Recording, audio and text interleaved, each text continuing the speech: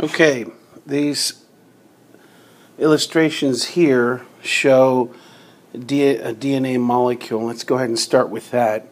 Some of the pictures were deleted for the review, but if you combine the audio, the notes, and these videos, as well as the ones that I've sent you already, they will be able to prepare you well for the final. Remember, I'm just sticking to the generalities, so I'm not asking for too many specifics, but the more specific information you know, the larger your vocabulary, the easier it's going to be for you to answer the questions.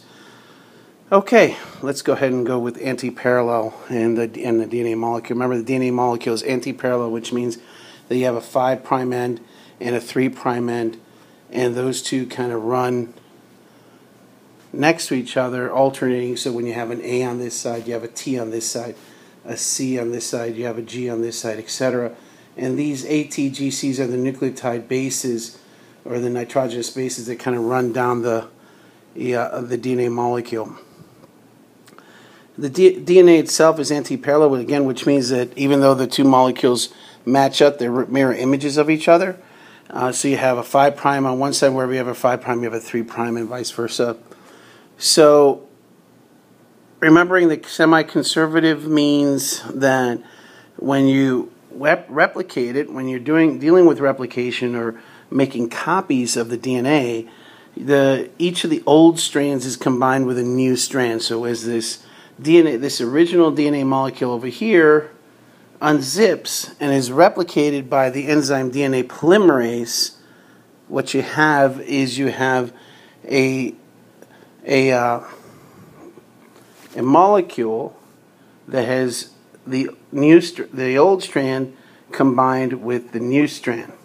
Each of these old strands then is combined with a new strand, and that's why we call it semi-conservative. In other words, you have each one has half semi of the original DNA. Each one has half semi of the original DNA. So you conserve half the DNA, half the DNA. Wow, my tongue is twisting here. DNA polymerase is the enzyme that is doing the replication, so it's what's making the copy. Remember, it has self-correction components as well as mutations. Even though it's self-correcting, mutations do occur.